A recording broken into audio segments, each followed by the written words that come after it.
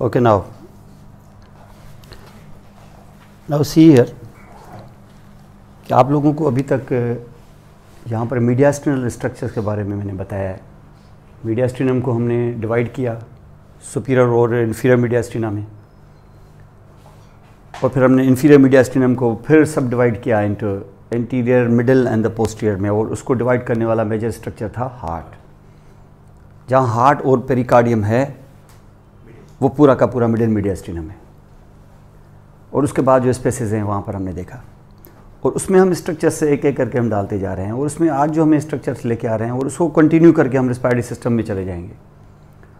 वो mediastinal structure है the trachea, जिसको विंड पाइप भी कहते हैं। वैसे जनरल लेमेंस लैंग्वेज में उसको हम विंड पाइप भी कहते हैं।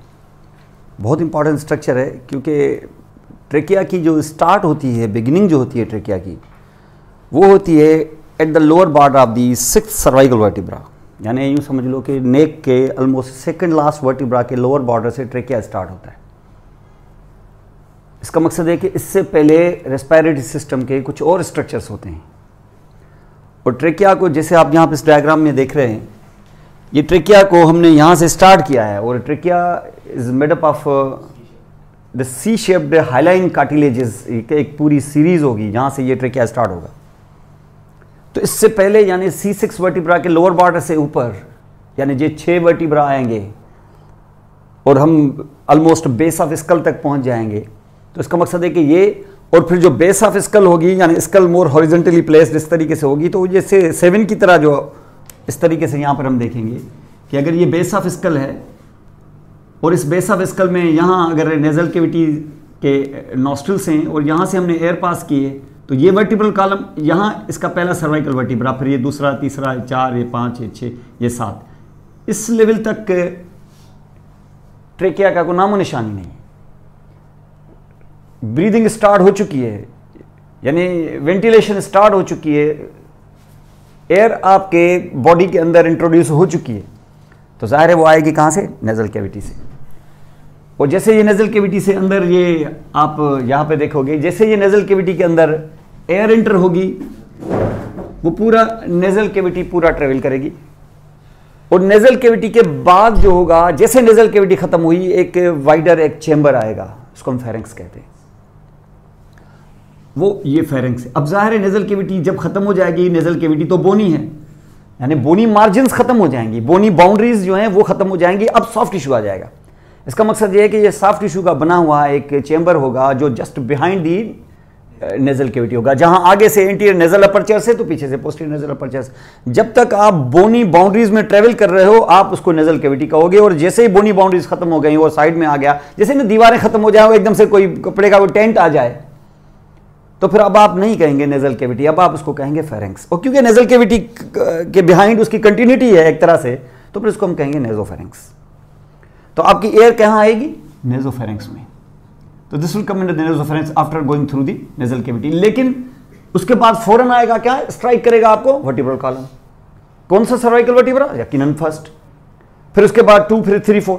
तो इसका मकसद है कि ये एयर अब इस चेंबर के बाद कंटिन्यू रहेगी, ये चेंबर कंटिन्यू रहेगा, सेम चेंबर आपका वो अब कंटिन्यू रहेगा। इसका मकसद ये हो गया कि जब वो चेंबर कंटिन्यू रहेगा, तो ये जाहिर है इसकी लेटरल वाल्स भी होंगी, पोस्टीरियर वाल्स भी होंगे, होती इसकी 2 लेटरल वाल्स हैं, वो पीछे आपस में आके ज्वाइन हो जाती हैं, और फिर एक रेफी बन जाती है, जिसको हम कहते हैं फेरेंजियल रेफ।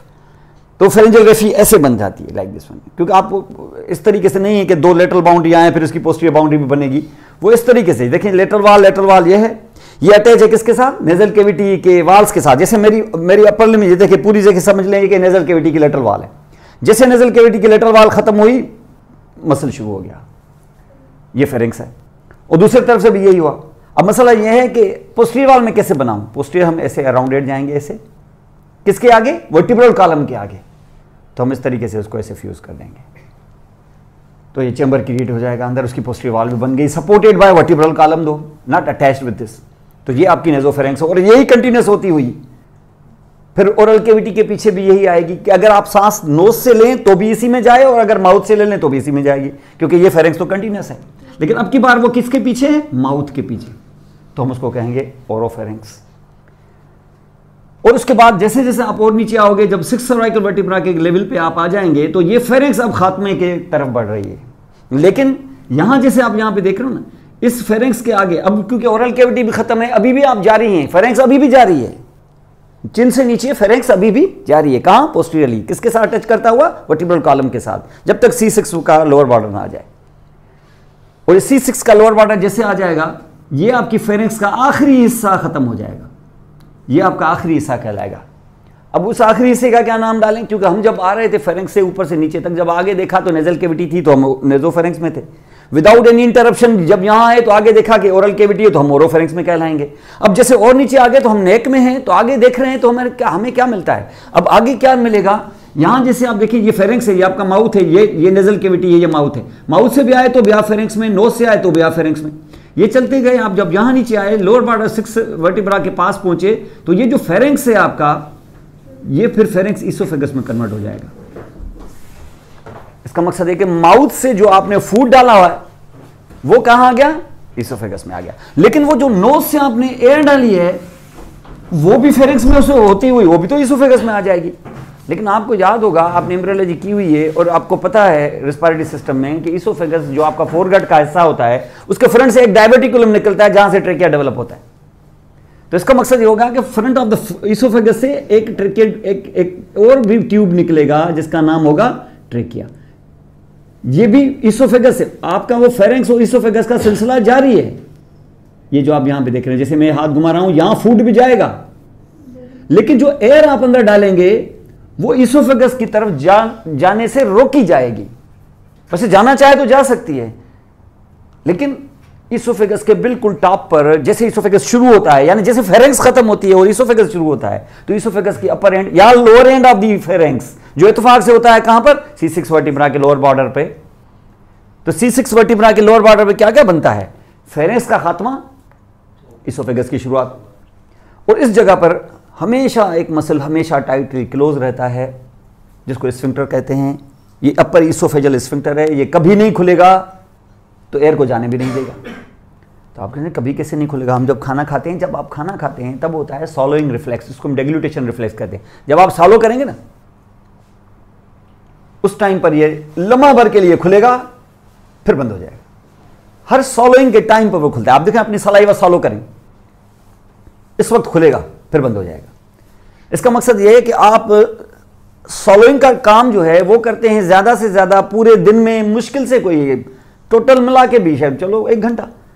भाई आप जो सॉलो करते हैं, ये पूरा प्रोसेस ज्यादा से ज्यादा 10 सेकंड चलता होगा, 5 सेकंड। ऐसे आप चले 1000 बार करते होंगे तभी 5000 सेकंड। वो 5000 सेकंड मुश्किल से यही कोई 1 घंटा, माने 23 घंटे तो आप इसोफेगस को यूज ही नहीं करते। इसका मकसद है कि इसके दरवाजे हमेशा बंद होने चाहिए। और जब दरवाजे बंद होंगे तो आप जो नेजल कैविटी से ले आओगे आप अपनी एयर को, वो जो आपके नेजोफेरिंक्स में जाएगी, वो जो फिर ओरोफेरिंक्स में आएगी और लोअर पार्ट ऑफ फेरिंक्स में जब पहुंचेगी, जिसको हाइपोफेरिंक्स भी कहते हैं, तो इसोफेगस में जाने की कोशिश जरूर करेगी। लेकिन सांस लेने से इसोफेगस का दरवाजा नहीं खुलता। ये खुलता है कब? जब आप सॉलो करते हैं, तब उसको जाने देता है। लेकिन इसका मकसद है कि उस टाइम पे ये नहीं खुलता जब आप सांस ले रहे होते हैं। जब सांस ले रहे होते हैं तो जब आपकी ये लैरिंक्स में, ये फेरिंक्स में जब आपकी एयर आके फंसती है, तो उसके लिए रास्ता एक ही है कि वो कहां जाए? ट्रेकिया की तरफ जाए। क्योंकि ट्रेकिया भी तो बन चुका है ना डेवलपमेंटली। ट्रेकिया भी कहां से निकला? एक अलग से ट्यूब बनाया गया है, जो कहां से निकला? कहां से? वो आपके इसोफेगस से ही निकला है, यहां से। ये देखिए, इसको हम कहते हैं ना respiratory primordium, respiratory diverticulum, tracheal diverticulum, यहीं से निकलता है। और उसके बाद अभी तो दोनों की ओपनिंग सेम है, लगभग बाद में ये डिटैच हो जाएगा, इसकी सेपरेट ओपनिंग हो जाएगी और एयर इसके अंदर आ जाएगा। किस वक्त? जिस वक्त आप वेंटिलेशन कर रहे हैं, ब्रीदिंग कर रहे हैं, तो ये इसके अंदर आ जाएगी। वैसे जाना चाहे तो इसोफेगस में भी जा सकती है, लेकिन उसका स्फिंक्टर जो है, अपर इसोफेजियल स्फिंक्टर बंद है। लेकिन आप कहेंगे जिस वक्त हम खाना खाते हैं और खाने को जब अलाउ करते हैं तो थोड़ी सी एयर जा सकती है, बिल्कुल जाती है। हर सॉलोइंग के टाइम पर थोड़ी सी एयर चली जाती है, लेकिन उस एयर को अकोमोडेट करने के लिए हमारे पास स्टमक है और स्टमक का ऊपर का हिस्सा फंडस है, वहाँ पर वो अकोमोडेट हो जाती है और फिर आस्ते आस्ते वो एब्जॉर्ब हो जाएगी और कुछ जो है वो पास आउट हो। तो यहाँ पर अगर ये चीज़ देखेंगे तो ये आपका इसोफेगस से, तो इसका मकसद ये हो गया कि ये जो ट्रेकिया हमने यहाँ पे बनाया, तो ट्रेकिया का बस ऐसे ही खुला हुआ है, उसका अपर एंड ऐसे खुला हुआ है क्या? नहीं, ट्रेकिया के ऊपर एक रेगुलेटर लगा हुआ है उसको बचाने के लिए कि जब आप सॉलो करते हैं तो जिस तरीके से सॉलोइंग के टाइम पर आपका इसोफेगस का अपर इसोफेजियल स्फिंक्टर खुलता है, तो ट्रेकिया के ऊपर एक दरवाजा बिठाया गया है, वो बंद हो जाता है। आप अपनी सॉलो करें सलाइवा और देखें आपकी सांस उस लम्हे रुक जाएगी। यानी नोज से लेके नेजोफेरेंक्स से लेके आधे लेरेंक्स तक, यानी आधे फेरेंक्स तक ये रास्ता ऊपर से बंद, नीचे से ट्रेकिया के मुंह से लेके लंग तक का रास्ता बंद। समझ गए ना आप? ये अगर दोनों रास्ते बंद हो गए तो बीच का रास्ता रहा क्या? ओरल कैविटी से लेके फिर सिर्फ इसोफेगस नहीं, ओरल कैविटी से लेके ओरोफेरेंक्स का वास्ता, और ओरोफेरेंक्स के बाद हाइपोफेरेंक्स, ये सिर्फ फूड के लिए काम आएंगे। इससे ऊपर जो है वो रास्ता भी बंद, और इसके आगे जो इसोफेगस है, आगे जो ट्रेकिया है, वो रास्ता बंद। तो वो रास्ता बंद कौन करेगा? इस रास्ते के ऊपर बिल्कुल इसके सुराख जो है, जो उसका ल्यूमन है, ल्यूमन के ऊपर एक ये बैठा हुआ है। इस पर हाथ लगाएं, आप अपना फील करें। ये आपका कार्टिलेज, मेल में ज्यादा प्रोमिनेंट होता है, फीमेल में कम। इसको एडम सेपिल कहते हैं, और ये है थायराइड कार्टिलेज। ये सिर्फ एक है, ये दिखावे का दिखा रहा है। इससे नीचे फिर एक और भी होता है कार्टिलेज, उसको हम क्रीकॉइड कहते हैं। ये मुख्तलिफ है। ये सारे कार्टिलेजेस आपस में साइनोवियल जॉइंट्स के थ्रू कनेक्टेड होते हैं, और इनके ऊपर फिर एपिग्लॉटिस, फला ये सारी चीजें आपने यहाँ पे इस वक्त इसको करने की जरूरत नहीं है, लेकिन आप समझ जाएं कि इसके ऊपर जो है लगा हुआ है क्या, ये पूरा सिस्टम लगा हुआ है। इस सिस्टम का नाम है लैरिंक्स। क्या कहते हैं इसको? लैरिंक्स। तो इसका मकसद ट्रेकिया ऐसे नहीं है, जैसे ना एक मिसाल ले लें आप। एक ग्राउंड है, इस ग्राउंड पे आप एक कुआं खोद देते हो। अब देखिए ग्राउंड है, यहां से आप कुआं खोद देते हो, ऐसे कोई ऐसे कुआं खोदेगा?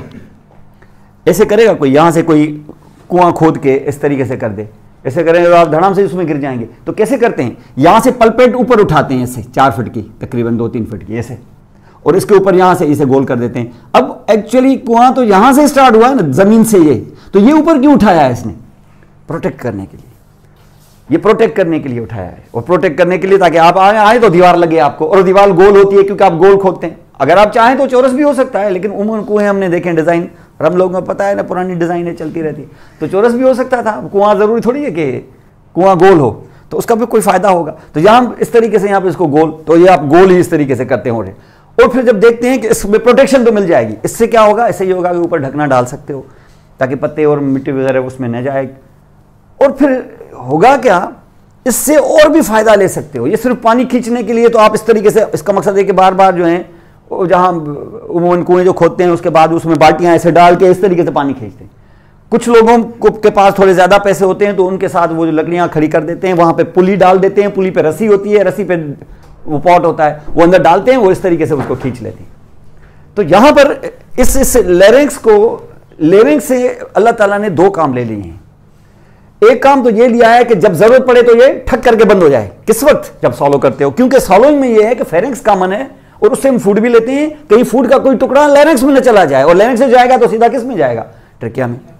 और ट्रेकिया के दूसरे तरफ तो कोई रास्ता ही नहीं है। आपने देखा है सेम एयर तो मीडियम है ना, एयर, वैसे एयर की हमें जरूरत नहीं है, हमें जरूरत ऑक्सीजन की। अगर आज इस एयर में ऑक्सीजन नहीं है तो मेरे तो किसी काम की नहीं।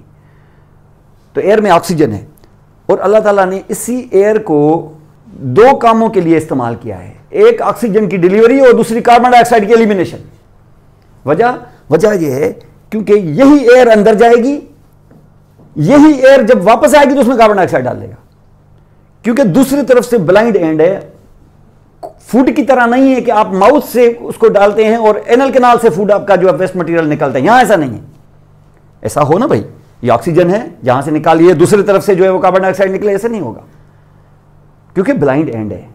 तो वही चीज वापस आएगी, और जैसे वापस आएगी अल्लाह ताला ने उसे वापसी वाले एलिमेंट से एक और काम ले लिया है। उसके केमिकल इंपॉर्टेंस तो उसकी है ही, क्योंकि उससे आपने क्या किया, कार्बन डाइऑक्साइड उसमें डाल के आपने बाहर फेंका है।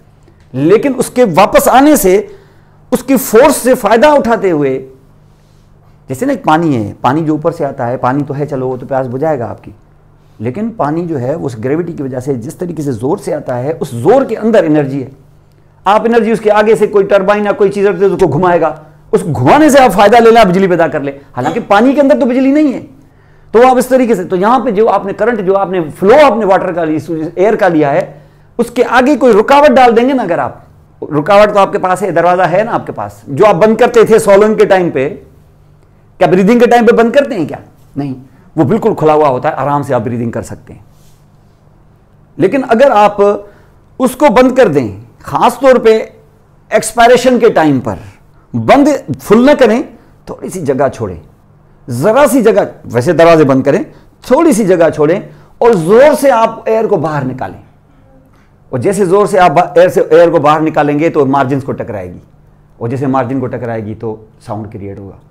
नेचर ने क्या किया, इस एयर में कार्बन डाइऑक्साइड तो डाली। आप देखें, आप उम्र जो बात करते हैं वो एक्सपायरेशन के टाइम पे करते हैं, वैसे कुछ लोग इंस्पायरेशन के टाइम पे भी कर सकते हैं अगर चाहें तो, लेकिन हम करते नहीं हैं। आप देखिए, हम हर वक्त जिस वक्त बात करते हैं हमारी सांस बाहर की तरफ आ रही होती है, और हम क्या करते हैं, अपने मसल्स और बाकी डायफ्राम उसकी वजह से उस पर प्रेशर ज्यादा डालते हैं, लंग्स पर प्रेशर डालते हैं ताकि ये फोर्स के साथ बाहर निकले। आप देखिए, जब बात करते हैं ना, आप अपने स्टमक को या अपने एब्डोमेन वाल को हाथ लगा के देखें आप, वो कंट्रैक्टेड हालत में होगा, क्योंकि जब कंट्रैक्टेड हालत में होगा तो डायफ्राम को पुश करेगा, जब पुश करेगा तो लंग स्क्वीज होंगे तो एयर जोर से बाहर निकलेगी, और जोर से बाहर निकलेगी, और ऊपर से आपने क्या किया, दरवाजे को बंद कर दिया, तो वो स्लिट आपने खाली थोड़ी सी छोड़ी है, उसको जैसे टकराएगा। आप देखिए, पेपर है आपका, पेपर के मार्जिन पे इस तरीके से ऐसे करें, सीटी की आवाज आती है ना, जब आप मुंह से सीटी निकालते हैं, ऐसे निकालते हैं कि आप अपने लिप्स को टाइट करके उसमें से जरा सा सुराग निकाल के जोर से एयर निकालते हो, तो उससे फ्रीक्वेंसी बढ़ती है और फ्रीक्वेंसी से साउंड क्रिएट होता है।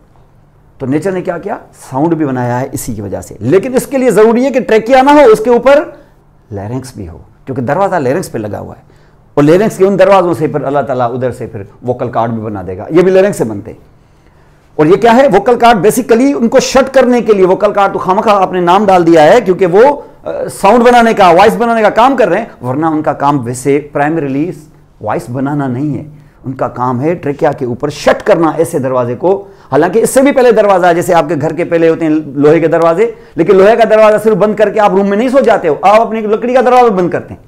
तो जो लोहे का दरवाजा है उसका नाम एपिग्लॉटिस है, लेकिन हम एपिग्लॉटिस के आश्रय पर नहीं बैठे हुए हैं, नीचे हम वोकल कार्ड के 2 दरवाजे वैसे बंद कर देते हैं, और फिर आपका ये नीचे सिक्योर हो जाएगा आपका ट्रेकिया, और ट्रेकिया सिक्योर हो गए तो फिर नीचे ब्रोंकाई वगैरह भी और एल्विला भी सिक्योर हो जाएंगे। ये लाजमी है किस टाइम पे, इंस्पायरेशन के रादर सॉलोइंग के टाइम पे। लेकिन जिस वक्त ब्रीदिंग कर रहे हो सब रिलैक्स, क्या बंद, सिर्फ स्फिंक्टर बंद।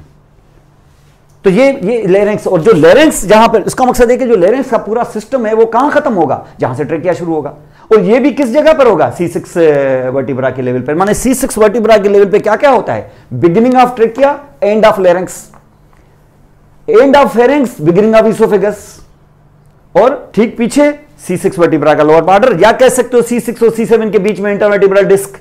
ये सारी चीजें इसी जगह पर मौजूद मिलती हैं, और यहीं से आपका ट्रेकिया स्टार्टेड है। और जैसे आपका ट्रेकिया स्टार्ट है, उस ट्रेकिया को आप यहां पे देखें, इस वक्त वो नेक में है, the trachea is in the neck. लेकिन नेक में कुछ ज्यादा नहीं है ये लंबा, क्योंकि आपको पता है ये शुरू कहां से होता है, C6 वर्टिब्रा के लोअर बॉर्डर से। उसके बाद बाकी वर्टिब्री हैं ही कितने, एक 7 सर्वाइकल वर्टिब्रा, ये भी लोअर बॉर्डर से। इसका मकसद C6 का भी मुंह देख नहीं पाता, सिर्फ 7। उस 7 को जैसे ट्रेवल किया और एकदम से आ गया थोड़े से लेट के अंदर, माने कहां, मीडियास्टिनम में। कौन सा मीडियास्टिनम, सुपीरियर मीडियास्टिनम, ये आ रहा है सुपीरियर मीडियास्टिनम में। जैसे आप इसको सुपीरियर मीडियास्टिनम में देखोगे, इसका स्ट्रक्चर को आप यहां पे देखो, ये सुपीरियर मीडियास्टिनल स्ट्रक्चर है, ये सुपीरियर मीडियास्टिनल स्ट्रक्चर इसी तरीके से यहां पर आप अब तो फील कर रहे हैं इसको, इसोफेगस को तो नहीं ना फील कर रहे हैं। इसका मकसद है कि अगर इसोफेगस होगा तो इसके पीछे ही होगा, और होना भी चाहिए, क्योंकि ये इसोफेगस के आगे से निकलता है। ये डाइवर्टिकुलम कहां से निकला, ये आपका इसोफेगस। वैसे अगर इसोफेगस चाहता कि मैं रेस्पिरेटरी सिस्टम को, अब देखो आप माउथ से लेते हैं खाना, उसके बाद माउथ से खाना लेके उसका बंदोबस्त मौजूद है, इसोफेगस तो स्टमक सब कुछ, इंटेस्टाइन वगैरह मौजूद है। जीआईटी को तो कोई प्रॉब्लम नहीं है। प्रॉब्लम यह है कि जब हम सांस ले रहे हैं नेजल कैविटी से, जब हम सांस फेरिक्स में ले रहे हैं, तो फेरिक्स बेसिकली जीआईटी का हिस्सा है। अब जो सांस अंदर ले रहे हो तो वेंटिलेशन की जिम्मेदारी आगे लंग तक पहुंचाना, लंग तो है ही नहीं, लंग इसका मकसद है कि जब एयर लेके आ रहे हो तो रेस्पिरेटरी सिस्टम बनाना भी जीआईटी का ही काम है। तो रेस्पिरेटरी सिस्टम की जड़ कहां से होगी, आपके जीआईटी से, जिसको हम कहते हैं प्रिमिटिव गट। ये आपने सुना होगा, जो एंडोडर्मल ट्यूब होता है बकोफेरेंजियल मेम्ब्रेन से लेकर क्लोकल मेम्ब्रेन तक, वो सारा ट्यूब का ट्यूब जो है, पूरा एंडोडर्मल ट्यूब आगे से हैंग कर रहा है। अब उसे हैंग कर रहा है, फ्रंट से चीजें उठाते जाओ आप। ये सारा काम मैं आपको बता दूं, ओपनिंग आपके पूरे बॉडी के ऊपर ओपनिंग सिर्फ दो ही है, एक बकोफेरेंजियल जहां से आप माउथ बना देते हो, और एक क्लोकल मेम्ब्रेन जहां से एनस बनता है। ओपनिंग्स बस यही है। इन ओपनिंग से अगर तुम्हें रेस्पिरेटरी सिस्टम की जरूरत है तो दूसरी ओपनिंग बना लो, लेकिन सिस्टम है ही नहीं तुम्हारे पास, तो सिस्टम कौन देगा? गट देगी आपको। और गट में कौन? क्योंकि तुम लंग ऊपर रखना चाहते हो, तो गट का कौन सा हिस्सा तुम्हें सिस्टम देगा? फोरगट का हिस्सा। तो फोरगट में कौन आता है? इसोफेगस। तो इसोफेगस के फ्रंट से क्या निकलेगा? इसोफेगस के फ्रंट में तुम अंदर ल्यूमन में हाथ डाल दो और अपनी फिंगर से जोर दो उसके एंटीरियर वाल को, तो तुम्हारी फिंगर जैसे बाहर आ गई, तो क्या फिंगर बाहर आएगी? को सराउंड करेगा उसको वाल, बस इसी का नाम ट्रेकिया है। अभी ट्रेकिया सिर्फ यहां से निकला हुआ है, तुम ज्यादा अंदर हाथ डाल के पूरा बाजू डाल दो अंदर, कहां तक आ जाएगी? थोरैक्स में। और यहां आके किस जगह अभी तुम पहुंचे हो? सिर्फ कहां? अभी तुम पहुंचे हो सुपीरियर मीडियास्टिनम में। लेवल है आपकी वही बड़ी मशहूर एक्सटर्नल एंगल, जो आपको पता है कि T4 और T5 के बीच में इंटरवर्टिब्रल डिस्क के लेवल पे जैसे ही आ जाएगी, हमें पता है कि क्योंकि सेंटर में हमें लंग नहीं उठाना, हमें दो लंग उठाने, तो ये ऐसे स्प्लिट हो जाएगा। कौन? ट्रेकिया। इस ट्रेकिया को जैसे ये स्प्लिट हो जाए दो, तो अब इनका नाम ट्रेकिया न डालते हुए आप नाम डाल देंगे ब्रोंकाई। वैसे ये ट्रेकिया ही है, स्ट्रक्चर इसका बिल्कुल ट्रेकिया जैसा ही है। और कैसा स्ट्रक्चर है? स्ट्रक्चर अगर इसको आप देखें यहां से, तो कट लगा के अगर आप इसे देखेंगे ना इसका, तो हिस्टोलॉजी इसकी ये है कि इसको यहां पर ऐसे सी शेप्ड हाईलाइन कार्टिलेजेस हैं इसके पीछे यहां पर जो गैप है इसको फिल करता है स्मूथ मसल, इसको कहते हैं ट्रेकिलिस मसल। आप ये क्यों? ये इसलिए ताकि आप इमरजेंसी में इस ल्यूमन को छोटा बड़ा कर सकें, इसको वाइड कर सकें, नैरो कर सकें, लेकिन कभी इसको कोलैप्स नहीं कर सकेंगे आप। इसलिए नेचर ने बिल्कुल लोहे जैसी चीज बिठा दी है अंदर, जिसका नाम है हाईलाइन कार्टिलेज। हाईलाइन आपको पता है कि is very tough cartilage. Young bone में आपने देखा था एपिफिजियल कार्टिलेज। एपिफिजियल कार्टिलेज अगर बोन को तोड़ेंगे ना, तो कार्टिलेज नहीं तोड़ता, ये नहीं टूटेगा, कभी कभी बोन टूट सकता है, कार्टिलेज नहीं टूटेगा, ये इतना टफ होता है। आपने देखे हैं हाईलाइन कार्ट, जहां जहां नेचर ने सख्त चीजें दिखाई है ना, बस सबसे सख्त तो है एनिमल, बस उसके बाद जो मेरा ख्याल है सख्त तरीन चीज है, जो हार्ड है, जो सबसे ज्यादा स्ट्रांग है, वो हाईलाइन कार्टिलेज। आपने देखा होगा जो जॉइंट्स होते हैं साइनोवियल जॉइंट, कितनी मूवमेंट होती है, उनके आर्टिकुलर सर्फेसेस एक दूसरे के साथ फ्रिक्शन करते हैं, कहीं वो एरोड ना हो जाए आगे चल के सारी जिंदगी। तो यहां पर नेचर ने क्या किया? उनके ऊपर एक कोटिंग चढ़ा दी, किसकी? हाईलाइन कार्टिलेज की। तो आप देखें जहां जहां से ये सारी चीजें, तो ये हाईलाइन कार्टिलेज, तो ये भी ट्रेकिया जो है जिसमें made up of highline cartilage. ये एक कार्टिलेज है, फिर ये दूसरा, फिर तीसरा, ये इस तरीके से चलेगा। और अंदर की तरफ आप जब जाएंगे तो यहां सब म्यूकोजा मिलेगा आपको, और उसके बाद इसका म्यूकोजा यानी एपिथेलियम और बेसमेंट मेम्ब्रेन वगैरह। Epithelium, basement membrane, lamina propria को मिला के म्यूकोजा कहते हैं। इसका मकसद ये है कि अंदर क्या होगी? एयर।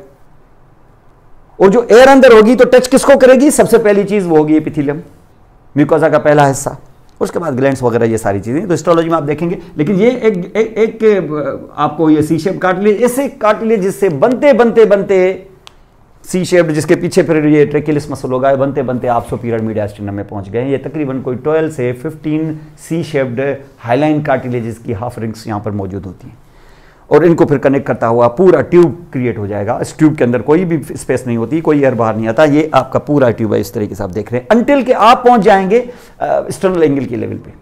और जैसे आप एक्सटर्नल एंगल के लेवल पे, जो आपको बताया कितने इसके ब्रांचेस बन जाएंगी, ये फर्स्ट टाइम इसकी ब्रांचेस बनेंगी। तो ये जो अभी ब्रोंकाई क्रिएट होंगे ना यहां पर, इनको हम प्राइमरी ब्रोंकस कह सकते हैं, या इसका नाम प्रिंसिपल ब्रोंकस भी है। इस पे क्वेश्चंस आते हैं। अब यहां पे ये किस लेवल पे हुआ है? टी एक्सटर्नल एंगल के, मेरी एक्सटर्नल जॉइंट के एंगल पे। One of the biggest changes, another change that is appearing here this. और यहां पर, और ये इंपॉर्टेंट भी इसलिए होता है क्योंकि यहां पर आप अपनी रिब्स को भी काउंट करते हो, क्योंकि आपका सेकंड कास्टल कार्टिलेज फील होता है, फर्स्ट तो होता ही नहीं है फील, इसलिए सेकंड होता है। और सेकंड होता है तो सेकंड के ऊपर फर्स्ट इंटरकास्टल स्पेस होगी, इसके नीचे सेकंड होगी, और इसी तरीके से आप स्पेसेस काउंट करोगे। रिब्स और इंटरकास्टल स्पेसेस ऐसे काउंट होती हैं। इसके लिए एक्सटर्नल एंगल इंपॉर्टेंट है। और यहां पर हम देखेंगे कि ये आपका ट्रेकिया की ये रिंग्स इस तरीके से यहां पर होंगी। ऐसे होते होते अब आपका आखिरी ट्रेकिया के पॉइंट ऑफ व्यू से आखिरी हाईलाइन कार्टिलेज आएगा, जिसकी शक्ल ऐसी है, इट्स लाइक दिस। ये देख रहे बिल्कुल ऐसे, लाइक जस्ट लाइक अंडरवेयर की तरह, जैसे वहां से दो अंडरवेयर से कैसे जैसे दो थाइज निकलती हैं, एग्जैक्टली लाइक दिस। और ये जो कार्टिलेज है, ये जो स्प्लिटिंग एंगल है, ये जो जगह है, इसको हम कैरिना कहते हैं। This is called the carina. और बहुत ही सेंसिटिव एरिया है। उस सेंसिटिव एरिया पे बहुत सारे नर्व एंडिंग्स होती हैं, और इस जगह से इरिटेशन हो गई, जरा सी इरिटेशन होगी, एकदम से इंटेंस स्टिमुलस क्रिएट होगा, क्योंकि रिसेप्टर्स बहुत ज्यादा हैं। हर रिसेप्टर पे थोड़ा थोड़ा थोड़ा करके उसकी समेशन हो जाएगी, तो बहुत जबरदस्त। अगर बहुत स्केटर्ड 2-4 कम डेंसिटी के साथ अगर रिसेप्टर्स मौजूद हों तो ज्यादा से ज्यादा इरिटेंट जो है वो 10 में से 2 को स्टिमुलस दे पाएगा, तो हल्का सा स्टिमुलस होगा आपको। और हल्के से स्टिमुलस से तो जाहिर है देखेंगे कि वो प्रोटेक्टिव जो आपके चौकीदार हैं वो हल्के से स्टिमुलस से तो नहीं जागेंगे, तो वो वहां से नहीं जागेंगे। इसका मकसद है कि जहां डेंसिटी ज्यादा होती है रिसेप्टर्स की, वहां स्टिमुलस इंटेंसिटी ज्यादा होती है। यहां पे बहुत जबरदस्त है, थोड़ा भी स्टिमुलस गया तो अगर 2 लाख इधर रिसेप्टर्स भी हैं और वहां से 10,000 भी हो गए, यानी 10% भी स्टिमुलस मिल गया आपको वहां पर, तो खुद सोच सकते हो कि 10,000 के स्टिमुलस से ब्रेन कितना जाग जाएगा। और जब जाग जाएगा तो कहां, यहां से ये शिकायत लेके कौन जाएगा इतना जल्दी? वेगस में, कल बताया मैंने आपको, वो इतना जल्दी वो लेके जाएगी। और जैसे लेके जाएगी कहां एंटर होगी? जहां वो होती है, यानी मेडुला में, और मेडुला के अंदर मौजूद है आपका कफ सेंटर। और जैसे कफ सेंटर पे जाएगी तो कफ सेंटर के अंदर आपका पूरा सॉफ्टवेयर बना हुआ है। आपको इरिटेट हुआ, और देखें आप कफ करने जा रहे हैं, अब देखें ऐसे नहीं कोई करता ऐसे नहीं करता, अब देखें फिर पूरा सांस अंदर लेता है, जिसका मकसद है कि आपका रेस्पिरेटरी सेंटर उसकी डेप्थ को इंक्रीज करके आपकी सांस को अंदर लेके जाएगा। उसके बाद सांस अंदर लेके आप रोक देते हैं, यानी आपने वोकल कॉर्ड शट कर दिए। साथ में अपने डायफ्राम को आप ऊपर करते हैं, लंग से जो सांस अंदर लिए वो जाने नहीं देते आप। वो जाने किस लिए नहीं देते? क्योंकि वोकल कॉर्ड का दरवाजा आपने बंद कर दिया है, यानी आपने बिल्ली को अंदर फंसा दिया है, अब आप वो बिल्ली बाहर निकल ही नहीं सकती। तो इसका मकसद है कि एयर फंस गई, नीचे से प्रेशर और बढ़ा रहे हैं आप। कैसे? एंटीरियर एब्डोमिनल वाल के मसल, आप देखें कफ करते हैं तो आप देखें कफ होते होते आपके एंटीरियर एब्डोमिनल वाल के मसल फटीग हो जाते हैं, पेन हो शुरू हो जाता है। तो ये इसी वजह से, तो ये इस तरीके से पुश करेगा, और जैसे पुश करेगा आप सोच लेंगे, आपका कफ सेंटर समझ जाएगा कि अब बहुत हो गया प्रेशर, अब इसको अचानक खोलो। अब जैसे अचानक खोलेगा तो अंदर से इंक्रीज प्रेशर और सारी एयर फंसी हुई एक जोर से बाहर निकलेगी, और जैसे जोर से बाहर निकलेगी साउंड तो होगा ही, इवन खुले हुए बट आपके वोकल कॉर्ड के से जो एयर पास होगी उससे भी साउंड आएगा। ये जो साउंड हुआ है इस तरीके से यहां पे निकला है, उसके बावजूद भी साउंड आएगा क्योंकि खुला हुआ है, वो बहुत जोर से आपने निकाला। और इसके साथ साथ आपकी इस प्रेशर के साथ जो एयर बाहर निकल के जाएगी तो उसके अंदर जो इरिटेंट्स हैं, पोल्यूटेंट्स हैं, वो भी निकल जाएंगे। ये कफ रिफ्लेक्स है। तो ये कफ रिफ्लेक्स इसी तरीके से, तो ये कैरिना इसी को कहते हैं। और कैरिना से निकल के आ गया क्या? 2 आपके ब्रोंका है। और ये जो 2 ब्रोंका है, क्योंकि ये पहली दफा ब्रोंका है ट्रेकिया से 1 से 2 हुए हैं, तो ये इसको कहते हैं हम प्रिंसिपल ब्रोंका है, प्राइमरी भी कह सकते हो। तो यू कॉल देम प्राइमरी और प्रिंसिपल ब्रोंका। अब यहां पे दोनों को एक जैसा दिखाया गया है, मैंने देखता हूं। अब चले इसको आप ऐसे बनाएं। अगर आप यहां इस प्राइमरी ब्रोंका को देखोगे ऐसे, ये देखें आपका ट्रेकिया है, ये प्राइमरी ब्रोंका बनने जा रहे हैं। किस लेवल पे? कैरिना पे, एक्सटर्नल एंगल पे। ये जो आपका राइट प्राइमरी ब्रोंकस है वो ऐसा है, और लेफ्ट ऐसा है। फर्क देखें दोनों में, कंट्रास्ट देखें। ये जो आप राइट की तरफ देख रहे हो, ये it looks more a continuation of the trachea, more vertical भी है, वो मोर हॉरिजॉन्टल है। ये शॉर्टर है, वो लॉन्गर है, ये वाइडर है, वो नैरोर है। इसका मकसद ये हो गया कि अगर ऊपर कहीं फॉरेन बॉडी अगर गलती से आ गई यहां पर और आपने उसको इनहेल कर दिया, इसको इनहेलेशन कहते हैं, तो वो ज्यादा चांसेस उसके कहां हैं? ऑब्वियसली राइट की तरफ, क्योंकि वो ज्यादा वाइडर होने की वजह से ज्यादा। तो इसका मकसद है कि फॉरेन बॉडीज ज्यादातर राइट लंग में जाके इंपैक्ट होती हैं या वहां जाके ट्रैप होती हैं। लेकिन जब राइट लंग में जाएंगी तो ये आपने क्या देखा? ये 2 ब्रोंकाई देखे। तो ब्रोंकाई में राइट और लेफ्ट का फर्क आप देख लेंगे, नंबर 1। दूसरा, जैसे यहां से ये इंटर हुआ है, देख रहे हैं यहां से आप, जैसे इंटर हुआ तो एटलीस्ट ये तय हो गया कि 2 लंग के अंदर ये इंटर होगा। एक्चुअली जब आप शुरू करेंगे ना इसको, तो ये 2 लंग के तरफ इंटर नहीं होगा, इसके 2 तरफ जाने की वजह से 2 लंग बनेंगे, यानी लंग इनसे बनता है। ये नहीं कि मैं लंग की तरफ जा रहा हूं, एक्चुअली मैं लंग बनाने जा रहा हूं, बनेगा लंग इससे, क्योंकि लंग तो बना ही नहीं हुआ ना। वो तो इसोफेगस ने आपको पहले सिंगल दिया, बाद में देखा कि 2 स्पेसेस हैं तो 2 में स्प्लिट हो गया, और बाद में जब देखा कि स्पेस है तो फिर जंगल बनाओ उधर आके। जैसे एक दरख्त का एक छोटा सा पौधा आप लगाते हैं, वो पौधा बड़ा होते होते स्टेम होते इतना बड़ा दरख्त बन जाता है। इसी तरीके से ब्रांचिंग होती है इसकी। और आपने देखा है आखिर में जो स्टेम है ये ट्रेकिया, और आखिरी वाला शूट देखा है आपने यहाँ पर जिसपे पत्ते उगे हुए होते हैं, कितना फर्क होता है दोनों में। आप देखो कितना जमीन आसमान का फर्क है। तो ये ट्रेकिया, और आखिर में जाके जब तुम ब्रोंक्यूल्स देखोगे और पत्ते देखोगे जिनका नाम एल्विलाई होगा, तो जमीन आसमान का फर्क होगा। और पता नहीं कितनी डिविजन्स के बाद तो वो जाके बनेगा। ये आप यहां पे देख रहे हो, तो ये आपका प्रिंसिपल ब्रोंकस है। जैसे आ गया दूसरी तरफ, तो चलो हम ऐसे नहीं कहते हैं कि लंग बनाएगा, हम यहां पे देखते हैं कि प्रिंसिपल ब्रोंकस जब दोनों लंग्स को देख रहा है तो पता चला कि एक एक लंग जो है वो डिवाइडेड है इनटू लोब्स, समझ गए? और लोब्स कैसे? बाकायदा एनाटॉमिकली डिवाइडेड है और उसके अंदर होते हैं फिशर्स जो उनको डिवाइड करते हैं। अब राइट लंग का और लेफ्ट लंग के जो फिशर्स हैं वो डिफरेंट हैं, इसी वजह से लोब्स डिफरेंट है। देखें आप राइट लंग और फिर लेफ्ट लंग, फिर देखें कि ये प्राइमरी ब्रोंकस का आगे बिहेवियर क्या होगा, जिसका नाम प्रिंसिपल ब्रोंका है, जिनमें आपने राइट और लेफ्ट का डिफरेंस देख लिया। अब यहां पर आप देखें ये लंग है, चलें यहां देख लें इस पे। ये देखिए एक फिशर ये है इसका, ये इस वक्त मैं ब्लैक थोड़ा इसके साथ ला रहा हूं, ये देखिए दिस इज अ फिशर, इसको कहते हैं ऑब्लिक फिशर। इस वजह से ये कितने हिस्सों में बट गया है? 2 में। ऐसा ही फिर लेफ्ट पे जब आएंगे ना तो इसका भी ऐसा ही है।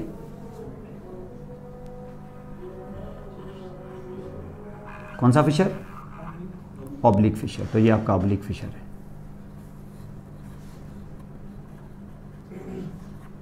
ठीक है, ये ऑब्लिक फिशर।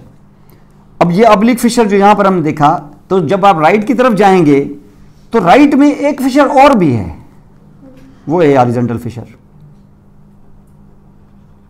वो वहां नहीं है लेफ्ट के अंदर। ये सबसे बड़ा फर्क देखिए। अब इसमें फर्क आप इसके डिफरेंसेस भी समझते जाओ और उसके बाद आप लाइन बना के दोनों के डिफरेंसेस लिख सकते हो। ऐसे रटने की कोई जरूरत नहीं, ऐसे चलते जाओ आपके डिफरेंसेस आते जाएंगे। तो ये देखिए यहां से, तो बड़ा फर्क तो इनमें दोनों में यही है कि आप देखें, फिशर को सिर्फ देख लेंगे तो पता चल जाएगा आपको कि लंग कौन सा है, क्योंकि 2 लंग्स रखे हुए होंगे और आपसे पूछे जा सकते हैं कि साइड का लंग है और इसका स्ट्रक्चर क्या है। तो ये देखिए ये 2। अब जो आपने ये 2 फिशर्स देखे और उधर एक फिशर देखा, तो यहां इस फिशर की वजह से तो 2 लोब बन गए, इसको लोब्स कहते हैं, सुपीरियर और इंफीरियर। और यहां पर भी सुपीरियर इंफीरियर बट मिडिल भी हो गया यहां पर। इसका मकसद है कि वो जो मिडिल का पोर्शन है वो कहां से काटा आपने, ये स्लाइस किससे काटा है आपने? सुपीरियर से। This is actually superior. तो सुपीरियर से आपने एक मिडिल काट लिया। वहां क्योंकि फिशर नहीं है, अगर मैं यहां फिशर बनाता ना तो वहां पे मिडिल बन जाता, लेकिन वहां पे कोई फिजिकली फिशर है ही नहीं। और ये फिशर ऐसे नहीं समझो, ये फिशर बाकायदा अंदर, इसके अंदर आप देखोगे कि अगर इसके ऊपर चढ़ा हुआ होगा ना पिल्यूरा, जिसको हम विसरल पिल्यूरा कहेंगे, तो फिशर के अंदर जाएगा और फिर ऐसे बाहर आ जाएगा। और ये सारे फिशर आके रुकते हैं कहां पर है? हाइलम पे। तो आप इन लोब्स को अलग अलग ऐसे ऐसे कर सकते हो, ऐसे कर सकते हो, लेकिन उनको डिटैच नहीं कर सकते, because they are connected with the hilum. ये ब्रॉडर होंगे, ये देखिए ये ब्रॉडर होंगे यहां पर, ये ब्रॉडर होंगे ये पेरिफेरी में, और नैरोअर होंगे टुवर्ड्स द हाइलम। क्योंकि हाइलम इज बेसिकली एक पॉइंट है जिस जगह से चीजें आएंगी जाएंगी, पोर्टल है एक तरह से। चले, ये तो 2 देख लिया आपने। तो इसका मकसद ये हुआ कि राइट ब्रोंकस की ये जिम्मेदारी हो गई कि अगर वो राइट की तरफ जाए तो जाने के बाद अंदर जब इंटर हो किसमें? हाइलम में, तो वो 3 हिस्सों में बट जाए। क्यों? क्योंकि लोब 3 है। तो मकसद है कि जब वो 3 में बटेगा तो वो जो 3 होंगे वो प्रिंसिपल ब्रोंकस से निकलेंगे। 3 किस किस को सप्लाई करेंगे? 3 लोब्स को। ये कौन सी नंबर डिवीजन है? सेकंड। तो कहेंगे सेकेंडरी ब्रोंकस। किस किस को सप्लाई कर रहा है? एक एक सेकेंडरी ब्रोंकस, इसलिए उसका नाम होता है लोबार ब्रोंकस। जैसे ना यहां इसका नाम डाला हमने प्रिंसिपल ब्रोंकस, तो उस पर नाम डालेंगे हम लोबार ब्रोंकस। तो वो जो लेफ्ट वाला जाएगा तो वो क्या करेगा? वो 2 में डिवाइड होगा। तो जब लेफ्ट वाला 2 में डिवाइड होगा तो राइट वाला भी कहेगा कि हाइलम में इतनी जगह नहीं है कि मैं अंदर जाके 3 में डिवाइड हो जाऊं। तो ये क्या करेगा? हाइलम के अंदर जाने से जरा पहले एक एक्स्ट्रा ब्रोंकस जो था इसका, कौन सा? सुपीरियर वाला, वो सबसे पहले निकल आएगा। लेफ्ट में हाइलम में अंदर एंटर होने के बाद डिवीजन होती है। राइट में भी ऐसा ही है, 2 में डिवाइड होगा, लेकिन राइट को कितने चाहिए? 3। तो वो जो पहला है that will actually appear from the bronchus, principal bronchus, before it enters into the hilum। तो इसका मकसद है कि जब राइट हाइलम पे नजर डालोगे तो वहां एक सुराख होगा कि 2 सुराख होंगे? एक होगा वो सुपीरियर लोबार ब्रोंकस का सुराख, जो वहां नहीं होगा सेपरेटली, क्योंकि वहां तो अंदर एंटर होने के बाद जाके डिवाइड हो रहा है ना। तो यहां पर सुपीरियर लोबार ब्रोंकस जो होगा वो सेपरेटली हाइलम में नजर आएगा। ये एक और डिफरेंस है राइट और लेफ्ट हाइलम की फिजियोलॉजी की एनाटॉमी में। तो इसका मकसद ये हो गया कि इस वक्त यहां पर हाइलम पे नजर डालें, यहां पर आपको दिखाया गया है कि बाबा एक ये जो राइट साइड पे, ये राइट है ना, ये 2 फिशर्स है, ये राइट पर देखिए, ये ग्रीन कलर का मैंने यहां पर ये बनाया है पहले से, और उसके बाद मैंने ये ग्रीन कलर बनाया है। ये जो भी अंदर से मैं थोड़ा सा जाता हूं तो 2 में डिवाइड होके अंदर नजर आ रहा है कि अंदर हो जाएगा 2 में डिवाइड, लेकिन इससे पहले इसने अलग से दे दिया है। ये क्या है? ये सुपीरियर लोबार ब्रोंकस है, ये सुपीरियर लोबार ब्रोंकस कहलाता है। इसका मकसद है कि इसका होल सेपरेटली होगा। यहां ऐसा नहीं है, यहां एक ही है और एक अंदर जाके 2 में डिवाइड हो जाएगा, एक ऊपर चला जाएगा, एक नीचे आ जाएगा। क्यों? वजह इसकी यह है कि अब सिर्फ मामला यहां ये नहीं है। अब देखो इसका मामला यह है कि आपका ट्रेकिया ऊपर से आया, 2 में डिवाइड हुआ है, 2 में से एक जो राइट वाला है वो 3 में और ये 2 में, लेकिन 3 किस तरीके से वो भी बताया मैंने आपको। जैसे ये ऊपर से आके इस तरीके से 2 में फिर 3 में इस तरीके से डिवाइड हुआ है, ऐसा ही कॉपी बिल्कुल कर रही है आपकी नीचे से आती हुई आर्टरी, क्योंकि हमें पता है कि यहां से जो एयर आएगी वो आखिर एक्सचेंज तो ब्लड से ही होगी ना, तो जो अरेंजमेंट इसका होगा वही अरेंजमेंट आर्टरी का भी होगा। कौन सी? Pulmonary artery. तो पल्मोनरी आर्टरी जैसे राइट वेंट्रिकल से निकलेगा पल्मोनरी ट्रंक, तो उसको मैच करो जैसे ये है ट्रेकिया, ट्रेकिया के साथ मैच करो। और ये 2 में डिवाइड होती है कि नहीं? 2 पल्मोनरी आर्टरीज में, एक राइट और लेफ्ट, तो जैसे 2 प्रिंसिपल ब्रोंका है। और जैसे ये आपकी राइट और लेफ्ट इंटर हो जाती है, ये और बात है कि ये यूजुअली सुपीरियर लोबार आर्टरी पहले नहीं देती, उमूमन ब्रोंकस दे देता है। तो इसका मकसद है कि ये जो रेड कलर की मैंने अंदर इंटर कराई है, ये क्या है? Pulmonary artery. तो वो जो सुपीरियर लोबार ब्रोंकस बहुत पहले से निकल आया था, वो इस आर्टरी के ऊपर इंटर होता है, ये वाला। और जो असल ब्रोंकस है प्राइमरी, वो कहां? आर्टरी के नीचे। यहां ऐसा कुछ नहीं है, यहां आर्टरी के वैसे ही नीचे सब कुछ। तो यहां ऊपर क्यों नहीं है? क्योंकि सुपीरियर लोबार ब्रोंकस अकेला है ही नहीं यहां पर, इसमें तो 2 ब्रोंका है। तो ये वाला जो ऊपर छोटा ब्रोंकस आपने देखा है ना, जो दरअसल सेकेंडरी है, लेकिन सेकेंडरी हैज एंटर्ड बिफोर, तो इसका मकसद है कि इसको हम कहते हैं, क्योंकि आर्टरी के ऊपर है, एपी है, इसलिए इसको कहते हैं eparterial bronchus. Eparterial means epi, above the artery. कौन सी आर्टरी? Pulmonary artery. तो इस ब्रोंकस का नाम है क्या? एपार्टीरियल ब्रोंकस। और जो नीचे वाला है वो तो कॉमन है, जो है ही, उसको हम हाइपार्टीरियल भी कहते हैं। हाइप मींस हाफ मींस नीचे। और ये एक अच्छा खासा फर्क है राइट और लेफ्ट लंग के हाइलम्स में। चलें, इसको आप अंदर इंटर करवा रहे हो, लोब्स थे, एक एक लोब को आपने दे दी। जैसे ही अंदर इंटर हुआ है, पता चला है कि एक एक लोब फिर छोटे छोटे लोब्यूल्स में कन्वर्टेड है अंदर, लेकिन उसकी उसकी उसकी बाउंड्रीज, डिमार्केशन सरफेस पे आपको नजर नहीं आएंगी। वैसे फिशर नजर आए थे ना, फिशर के पॉइंट ऑफ व्यू से आपने उनको सेपरेट कर दिया था, लेकिन हर लोब के अंदर अभी आपको नजर नहीं आ रहा होगा कि हर लोब कोई छोटे छोटे लोब्यूल्स में कन्वर्टेड है। वहां पर अंदर बाकायदा है, फंक्शनली यूं समझ लो कि एक लंग के अंदर 10 लंग्स हैं, इतना इतना सेपरेट है। जैसे घर होते हैं ना सेपरेट, बाहर से नजर नहीं आते हैं कि कोई बीच में दीवारें हैं, लेकिन बाकायदा घर अलग अलग हैं, दरवाजे उनके अलग हैं, उनके मीटर अलग लगे हुए होते हैं, बिजली के मीटर अलग हैं, गैस के मीटर अलग हैं, वो कुछ भी शेयर नहीं करते, ऐसे सबके बिल अलग अलग आते हैं। सवाए हमारी वो जो बाहर जो ड्रेनेज लाइन होती है, वो जहाँ से हम अपने सीवेज का पानी निकालते हैं, वो गंदे पानी की जो नाली होती है वो हम शेयर करते हैं। बाकी आपने देखा होगा कि पानी की जो लाइन अंदर जाती है वो हम शेयर नहीं करते, वो हम शेयर करते हैं। तो यहां पर भी तकरीबन हर लोब्यूल का सब कुछ अलग है, सवाए उसका ड्रेनेज। और ड्रेनेज इत्तेफाक से साफ वाला है, जो इसकी तरफ आती है सप्लाई वो गंदी होती है, लेकिन जो देता है वो साफ होता है, क्योंकि बात लंग की हो रही है ना, तो जाहिर है जो लंग देगा तो वो साफ देगा। इसका मकसद है कि जो वेन्स होती हैं वो सबकी सेम, वो सबकी आप अलग अलग नहीं होती, बाकी सब चीजें अलग होती हैं, सिर्फ वेन्स कॉमन होती हैं। मैं नहीं कह रहा हूं कि सबकी कॉमन होती हैं। अगर ये एक लोब्यूल है, ये दूसरा लोब्यूल है, ये तीसरा लोब्यूल, अगर बीच में से वेन आ गई ना यहां पर, तो बस तीनों के बीच में से पास हुई तो तीनों डाल सकते हैं अपनी वीनस ड्रेनेज। अब वीनस ड्रेनेज है तो साफ ब्लड है, ये पल्मोनरी वेन्स होती हैं। ये हर एक केयर के लिए नहीं होती है, वरना आर्टरी जब दिखाओगे जो ब्रोंकस, जो आपको ब्रोंकस जो 3 में डिवाइड हुए हैं, तो हर एक लोब को, और अब हर एक लोब में जो लोब्यूल हैं, तो हर एक लोब वाला फिर 3 में डिवाइड होगा, कोई 4 में, कोई 5 में, ये डिपेंड करता है कि हर एक लोब के अंदर कितने लोब्यूल्स हैं।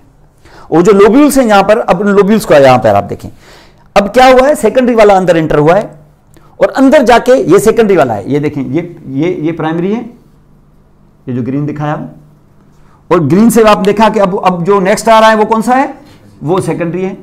तो आप यहां पे देखें कि ये इस तरीके से प्राइमरी हमने यहां से लिया 2, और यहां से ये देखें एक ये, और फिर दूसरा ये, और इसी तरीके से यहाँ पर हम देखेंगे, जैसे यहाँ से देखेंगे ये आपका एक और आ गया और दूसरा ये आ गया, ये और ये क्या है सेकेंडरी, और ये वाला क्या है प्राइमरी। लेकिन ये सेकेंडरी से जो उठे हैं क्योंकि उसको अंदर जाके पता चला है कि इसके अंदर तो लोब्यूल्स हैं बहुत सारे, तो सेकेंडरी ने क्या किया, थर्ड टाइम डिवाइड हुआ है। हर सेकेंडरी थर्ड टाइम डिवाइड हुआ, कितनों में डिपेंड करता है कि एक लोब के अंदर कितने लोब्यूल्स हैं। उन लोब्यूल्स की मार्किंग्स आप सरफेस में नहीं देख पाएंगे आप, ये हमने खामखा बनाया है हाथ से, हमें पता है अंदर क्या खेल है, लेकिन ये जो है ये मार्किंग्स हमने इस तरीके से बनाई है, सरफेस पे एनाटॉमिकली ये मार्किंग्स होती नहीं है, फिशर होते हैं। और जैसे हम अंदर एंटर हुए तो उन्होंने क्या किया, जो आपका ये सुपीरियर लोब्यूल, जो सुपीरियर लोबार ब्रोंकस आपने अंदर भेजा था सेकेंडरी वाला, अंदर जाके देखा कि इस सुपीरियर लोब के अंदर 3 सेगमेंट बने हुए हैं, 3 लोब्यूल बने हुए हैं। तो ये 3 लोब्यूल हैं, उन लोब्यूल में से ये वाला जो है टॉप वाला, इसको कहते हैं सुपीरियर लोब्यूल। अब इनको बेसिकली लोब्यूल नहीं कहते, अब लोब है तो लोब्यूल ही कहेंगे, लोब्यूल नहीं कहते, इनको सेगमेंट्स कहते हैं। अब जो इसको सेगमेंट कहते हो तो वो जो लोब्यूलर या टर्शरी जो ब्रोंकस उठाया तुमने सेकेंडरी से, किसको दे रहे हो अब, तो इसलिए उसका नाम सेगमेंटल ब्रोंकस भी डाल सकते हो। तो पहले वाले प्राइमरी वाले का नाम क्या डाला था, प्रिंसिपल, दूसरे वाले का लोबार, तो तीसरे का क्या डालोगे, लोब्यूलर ना डालते हुए। अब मैं अगर इस सेगमेंट को उठा के यहां तुम्हें दिखाऊं तो ये किसकी सेगमेंट है, किसकी, किस आर्गन की, लंग की, तो ये पल्मोनरी सेगमेंट है। क्या ये पल्मोनरी सेगमेंट है कि हर एक के अंदर डला हुआ है एक सेगमेंटल ब्रोंकस भी, तो क्या तुम अकेला ये लेके आए हो कि उसके साथ ये टर्शियरी या सेगमेंटल ब्रोंकस भी लगा हुआ है, तो ब्रोंकस भी तो लगा हुआ है ना। तो तुम ब्रोंकस को पकड़ के ऐसे जब उठाओगे तो ये एप्पल की तरह आपको ऐसे लगेगा, क्या हाथ में तुम्हें क्या पकड़ा हुआ है, तुमने नहीं एप्पल तो नहीं पकड़ा हुआ, हाथ में सेगमेंटल ब्रोंकस, ब्रोंकस पकड़ा हुआ है। और ब्रोंकस ने किस चीज को पकड़ा है, सेगमेंट, किसको, ब्रोंकियल पल्मोनरी सेगमेंट को, इसलिए इसको मिला के हम कहते हैं ब्रोंकोपल्मोनरी सेगमेंट। तो ये लोब्यूल जो है क्या है, बेसिकली ब्रोंकोपल्मोनरी सेगमेंट है ये। और ऐसी कितनी ब्रोंकोपल्मोनरी सेगमेंट्स हैं, अगर हम देखते हैं यहां पर सुपीरियर साइड पर ऐसे अपर लोब पे, तो अपर लोब पे हमें मिलती है एक सुपीरियर और ये नंबर 1 कहलाती है, इसको हम S1 कहते हैं। अगर चाहें आप तो, अगर ना चाहें तो चलो इसको इतना ज़्यादा जोर ना भी दें, लेकिन इंपॉर्टेंट अपने आप में है, जो करना चाहे करे, जो ना करना चाहे तो चलो ठीक है, कोई इतना बड़ा प्रॉब्लम नहीं है, लेकिन करें तो अच्छा है क्योंकि आगे चल के फिर आपसे पूछे जा सकते हैं। तो ये नंबर 1 कहलाता है। थोड़ा नीचे आए तो ये जो 2 हैं आपके, उनमें से एक एंटीरियर है, एक पोस्टीरियर है, ठीक है ना, ये एंटीरियर है और पोस्टीरियर है। जो आगे है ये एंटीरियर और ये पोस्टीरियर। ये जो इंटीरियर है और पोस्टीरियर है, पोस्टीरियर जो है ये S2 कहलाती है और ये जो इंटीरियर है ये S3, सेगमेंट 3 और सेगमेंट 2। पल्मोनरी जो सर्जन्स होते हैं ना, वो नहीं बोलते हैं इंटीरियर और पोस्टीरियर, वो कहते हैं भाई थर्ड S3 में प्रॉब्लम है, S2 में प्रॉब्लम है, वो ऐसे जानते हैं। पता जो इनसाइडर होते हैं ना, मैंने बताया था एक दफ़ा पहले आपको कि जो इनसाइडर होते हैं ना, वो जो प्रोफेशनल्स होते हैं, उनकी लैंग्वेज डिफरेंट होती है एक नॉन प्रोफेशनल आदमी से। विजिटर की लैंग्वेज अलग है, डॉक्टर की लैंग्वेज अलग होती है। अगर आप स्टेशन पे जाएंगे ना, रेलवे स्टेशन पर, और जब आप बात करेंगे ना वहाँ के स्टाफ से, या बात ना भी करें, उनकी लैंग्वेज सुनेंगे ना, तो वो आपसे डिफरेंट, आप ये बोलेंगे कि किसी से ये पूछेंगे कि ये शालीमार एक्सप्रेस कब आती है, वो ऐसे नहीं बोलेंगे शालीमार एक्सप्रेस, वो कहते हैं यार 36 डाउन जो है उनका, ये ऐसे TTA से बोलते हैं भाई 36 डाउन कब आ रही है। अब 36 डाउन का मकसद है कि डाउन, ऊपर से डाउन, माना इसका मतलब लाहौर से कराची जाने वाली, ऐसे नहीं बोले कराची जाने वाली शालीमार एक्सप्रेस कब आ गई, उसका पता होगा, उसका नंबर उसका ये होगा 36 डाउन। अब जो जाने वाली होगी ना, जो उस अप जो होगी, उसका फिर नाम ऐसे नहीं कि 36 अप, उसका नाम कोई होगा 136 अप, ये इनके नाम 36 अप कब जाएगी, इस तरीके से जो इनसाइडर होते हैं ऐसे बात करते हैं। तो यहां जो पल्मोनरी सर्जन होगा वो ये नहीं बोलेगा कि सुपीरियर लोब का इंटीरियर सेगमेंट, वो बोलेगा S3 में ट्यूमर है, S3 में, तो वो अगला जो होगा ना वो जान जाएगा कि क्या कह रहा है ये। इसलिए अगर आप ये समझाने के लिए है, ये आपको रटने के लिए नहीं बोल रहे हैं। अगर आपको ये समझ में, ये आपको अगर याद नहीं होती हैं तो इस पर टाइम ज़ाया नहीं करना, अगर याद हो जाती है तो ठीक है, ये बोनस है। लेकिन नहीं होती तो कोई टाइम ज़ाया करने वाली बात नहीं। ये सनेल में भी कहीं लिखा हुआ है कि इनको खामखा पीछे जाके अपना जिंदगियां तबाह न करना, अगर याद नहीं होता है तो छोड़ दो उसको, लेकिन समझ जाओ कि है क्या। और जैसे आप इस मिडिल लोब में आ गए तो मिडिल लोब के अंदर ये फोर्थ है, ये फर्स्ट, तो यहां पर भी आप यहां पे देखोगे कि एक ये जो है ये इस तरीके से यहां पर जो आ गई, तो ये इंटीरियर आ गई और ये फिर पोस्टीरियर। तो ये जो पोस्टीरियर है ये आपकी है S5, S4 और ये S5। उसके बाद जैसे आप इसे आएंगे ना इसमें इंफीरियर में, तो ये इंफीरियर में आपको बताया था ना कि तीन सेगमेंटल ब्रोंकाई बने हैं ना, कितने?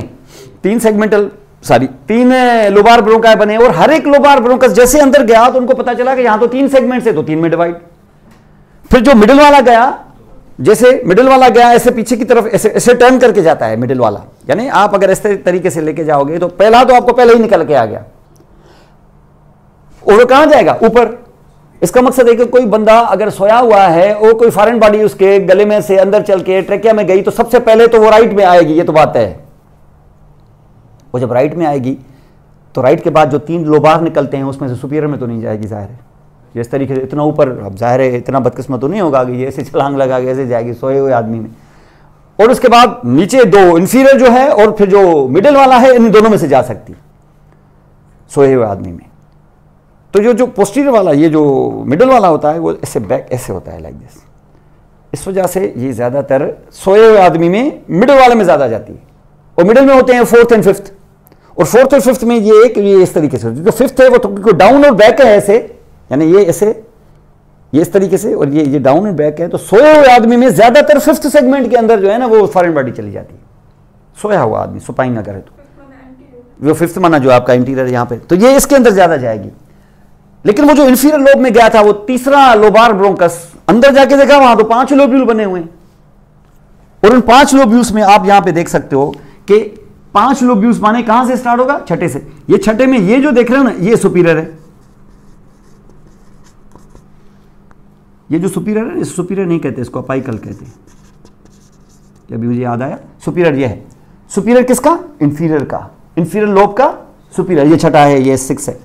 उसके बाद ये देखेंगे ये 8वां है, ये 9वां है। आपने जो 7वां और 10वां किधर गया? ये जो 8th और 9th हैं, ये तो सामने से नजर आते हैं। ये जो पूरा लंग देख रहे हो ना आप, ये जो पूरा आप लंग देख रहे हो, इसकी थिकनेस से अच्छी खासी होती है। इस डायग्राम को देखें, यहां पर ये लंग पूरा ऐसे रखा हुआ है, जैसे मैं आपको दिखा रहा हूं ना आपको, ये है डायफ्राम, डायफ्राम का डोम है, ये कन्वेक्सिटी है ऊपर, ये ऐसे रखा हुआ है, ऐसे। ये इसका कौन सा सरफेस है? इंफीरियर, और यहां डायफ्रामेटिक जो कॉनकेव होगा अगेंस्ट द कॉन्वेक्स डोम, ऐसे। इतनी थिकनेस के साथ उठता है आपका ये लंग, तो थिकनेस अच्छी खासी होगी ना, समझ रहे हैं? कहीं जब उसका बेस ही इतना थिक है, इतना वाइड है, और यहां से एक पैरामिड की तरह अगर उठाएंगे तो लंग की थिकनेस अच्छी। जाहिर आप थोड़े से कैविटी नहीं देख रहे हो, उसको पूरा भर रहा है ना लंग, उसको तो लंग अच्छा खासा थिक होगा।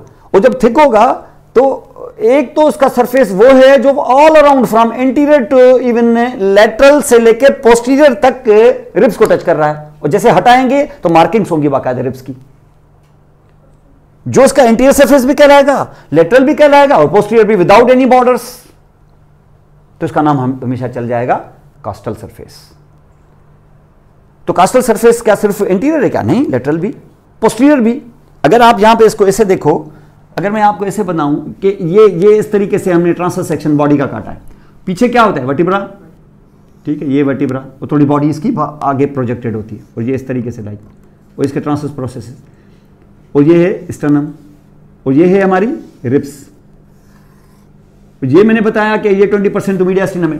तो जो मैं अभी लंग बनाऊंगा ऐसे, तो ये देखिए ये किसको टच कर रहा है? इसकी सरफेस ये पूरी यहां पर, और यहां आके रुकेगा आके, क्योंकि उसके बाद देखें ये ऐसे टर्न है, ये क्योंकि आप ऐसे, ये जो है ना आपके लाइक दिस, इसको पैरावर्टिब्रल गटर्स भी कहते हैं। इधर का, क्योंकि इस जगह प्रोमिनेंट आगे कौन निकला है? Body of the vertebra. तो ये इस तरीके से रिब्स आपको देखें ऐसे होती है ना टर्न करके, तो रिब्स के अंदर ये पैरावर्टिब्रल, ये गटर्स होते हैं, पैरावर्टिब्रल गटर्स लाइक दिस। तो इसका मकसद है कि इसमें लंग फिट होने की कोशिश करेगा। तो लंग जब इसमें फिट होने की कोशिश करेगा तो उसके बाद यहां आके रुका है, देखिए। तो ये कौन सा सरफेस बनाया आपने? कास्टल, जिसका ये इंटीरियर, लेटरल और पोस्टीरियर, और खड़ा है किस पे, डायफ्राम पे, तो ये इसका इंफीरियर। ये अगर इसका इंफीरियर है तो ये जो सरफेस यहां है ना, ये इसमें फिट है अंदर कन्वेक्सिटी में। उसके बाद ये ऊपर जो उठ गया तो आपको पता है कि थोरेसिक केज, थोरेसिक कैविटी हमारी है ही ऐसी, तो जाहिर है इस तरीके से होते होते होते होते ये अपेक्स, क्योंकि फिर इसको जाना है कहां, थोरेसिक इनलेट से निकल के थोड़ा सा रूट ऑफ द नेक में भी जाना है। तो इसका मकसद है कि ऊपर ये अपेक्स की तरह होगा, और छोटी सी है थोरेसिक इनलेट, उसमें से 2 अपाइसेस भी निकलेंगे, बीच की जगह भी खाली छोड़नी है, क्योंकि मीडियास्टिनल स्ट्रक्चर तो इसी से आएंगे जाएंगे। तो ये अपेक्स, इसको हम लंग अपाइसिस भी कहते हैं, ये लंग अपेक्स है। तो लंग अपेक्स कहां आता है, आपके रूट ऑफ नेक तक, जब आप फुल एक्सपेंशन करते हो। तो अगर आपका लंग कोलैप्स हो गया ना, तो यहां पर फोसा बन जाएगा, सुप्राक्लेविकुलर फोसा। लंग जब कोलैप्स हो जाता है खुदा न खास्ता, तो आप देखिए यहां से आपको ग्रूव आपको इस तरीके से मिलेगी, इसको हम सुप्राक्लेविकुलर फोसा भी कहते हैं। फोसा इसलिए क्योंकि लंग इधर आ ही नहीं रहा है, क्योंकि लंग कोलैप्स्ड है। तो लंग कोलैप्स के अंदर ये फोसा प्रोमिनेंट हो जाते हैं, क्योंकि यहां कोई ऑक्यूपाई नहीं कर रहा है। तो ये जनरली इस तरीके से, अगर मैं इसको, अब मैं इसको क्या करूंगा, इसको मैं जोड़ूंगा यहां से ताकि मीडियल सरफेस बन जाए। क्या ये स्ट्रेट होगा क्या, इसमें जो बेशुमार कंटेंट्स होंगे, क्या इसको स्ट्रेट रहने देंगे, क्या इसको अंदर जाके सेपरेट करेंगे। कौन सेपरेट करेगा, जो जितना कर सका। सबसे बड़ा सेपरेशन तो हार्ट ने दिया होगा, लेफ्ट को ऐसे दबाया होगा क्योंकि वो लेफ्ट की तरफ जा रहा है, और कुछ उसके साथ जो मीडियास्टिनल स्ट्रक्चर जा रहे होंगे। अब थोड़ी है कि मुझे 20% मिला है तो मैं टच ही नहीं करूंगा लंग को, ऐसा नहीं है। तो जिस तरीके से आर्च ऑफ एओर्टा से टर्न करेगा तो मार्क बनाएगा इसके ऊपर, और जैसे अजाइगस वेन जो है वो टच करती हुई जैसे आएगी आर्च की तरह सुपीरियर वेना केवा में ओपन होने के लिए, तो वो मार्क बनाएगी उसके ऊपर। ये हर चीज होंगी, बाकायदा वो इंप्रेशंस होंगे यहाँ पर। किस सरफेस पे भाई, कौन बना रहा है, मीडियास्टिनल सरफेस, मीडियास्टिनल स्ट्रक्चर्स। तो किस सरफेस पे, मीडियल सरफेस पे। तो मीडियल सरफेस का दूसरा नाम मीडियास्टिनल सरफेस भी है। वो जो यहां पर आपने देखा था ना, कहां, इंफीरियर सरफेस, डायफ्रामेटिक सरफेस। अगर तुम यहां से पिन डाल दो तो किधर से निकलेगी, तो फिर इसको बेस क्यों नहीं कहते। ट्रायंगल में हमेशा एपेक्स के ऑपोजिट वाली चीज को बेस भी कहते हैं। हार्ट में ऐसा नहीं था, हार्ट में ऐसा था लेकिन उसका जो बेस था दैट वाज पोस्टीरियर। हियर इसका बेस कहां है, इसलिए नहीं बेस में उसको कह रहा हूं क्योंकि वो डायफ्राम के ऊपर ये सिटिंग कर रहा है, नहीं क्योंकि एपेक्स के ऑपोजिट है। वहां क्यों नहीं कहा था हमने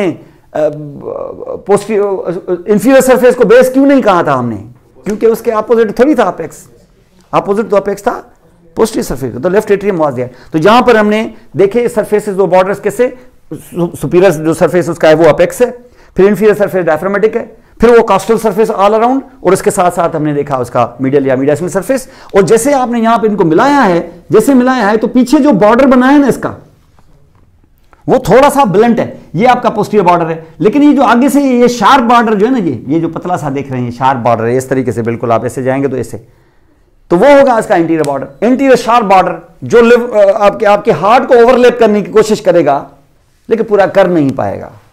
वैसे हार्ट को ओवरलैप करेगा लेकिन हार्ट को पूरा ओवरलैप नहीं कर पाएगा, क्योंकि बीच का मीडियास्टिनल वाला जो 20% है वो तो हार्ट का एक्सपोज पार्ट है, लेकिन ये इंटीरियर बॉर्डर्स हैं वो उसको ओवरलैप करेंगे।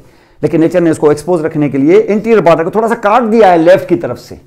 तो इंटीरियर बॉर्डर, तो राइट और लेफ्ट के अंदर एक बड़ा डिफरेंस यह है कि जो इंटीरियर बॉर्डर होता है यहां पर बिल्कुल क्लियर, कोई ऐसी कोई नॉच नहीं है, लेकिन यहां पर इसको कम बनाया है, आप थोड़ा सा ज्यादा बना दें इसको, ऐसे लाइक दिस है, इसको कार्डियक नॉच कहते हैं।